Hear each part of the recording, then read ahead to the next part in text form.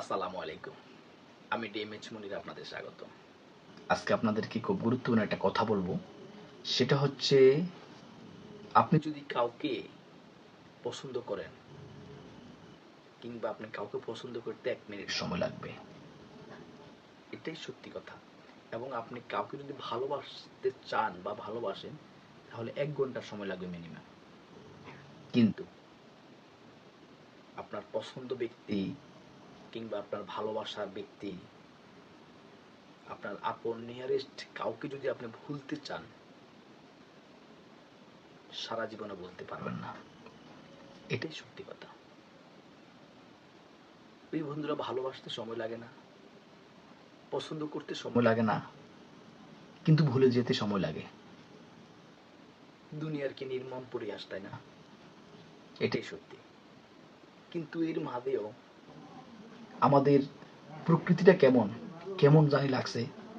আমাদের চারপাশে যত ভালোবাসার মানুষ আছে, যত শুভাকাঙ্ক্ষী পাড়া প্রতিবেশী আছে, কোনো না কোনোভাবে আমাদেরকে আমাদেরকে তাৎক্ষণিকভাবে বলে যাচ্ছেন, আমাদেরকে কোনো না কোনোভাবে ভুল বুঝে আমাদেরকে হয়তো দূরে সরিয়ে দিচ্ছে। তো আসলে বন্ধুরা, এটা কতটুকু যৌক্তিক, কতটুকু আসলে আমি বলতে পারবো না।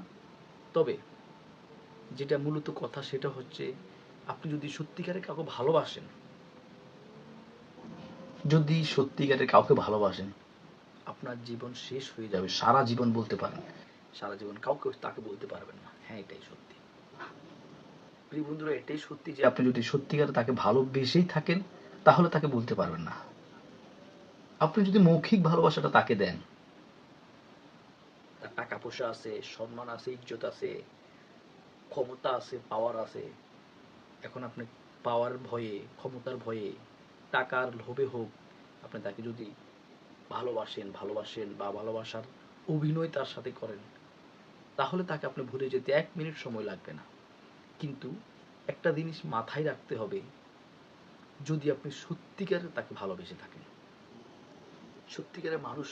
সত্যিকারে ভালোবাসার মানুষকে কখনো ভোলা যায় না। আপনি হয়তো সময়ের পরিবর্তনে, কালের পরিবর্তনে, সময়ের ব্যবধানে হয়তো আপনি তার থেকে দূরে চলে গেছেন, কিন্তু তাকে ভুলতে পারবেন না। এটাই সত্যি। আসলে পছন্দ করা এক জিনিস, ভালোবাসা আরেক জিনিস, এবং বিশ্বাস করা আরেক জিনিস। আসলে সর্বপ্রথম শুরু হয় পছন্দ থেকে। আপনি একজনকে পছন্দ করেছেন, চাই সে আপনার ভাই হোক, চাই সে আপনার বোন হোক, সে আপনার পাড়া প্রতিবেশী হোক, কোনো একজন ব্যক্তির কথাবার্তা, চলাফেরা, আদব কায়দা, আমল আখলাক আপনার সর্বপ্রথম হচ্ছে পছন্দ হইতে হবে। ধরেন আপনার পছন্দ হয়েছে,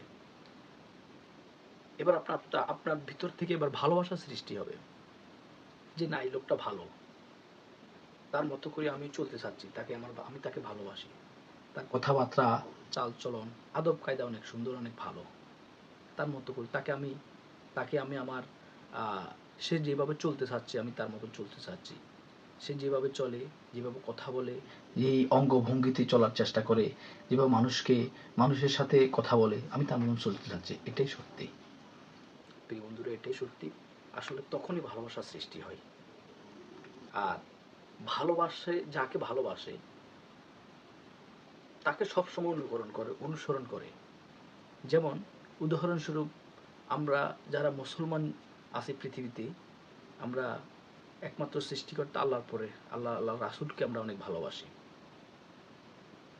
এটাই সত্যি।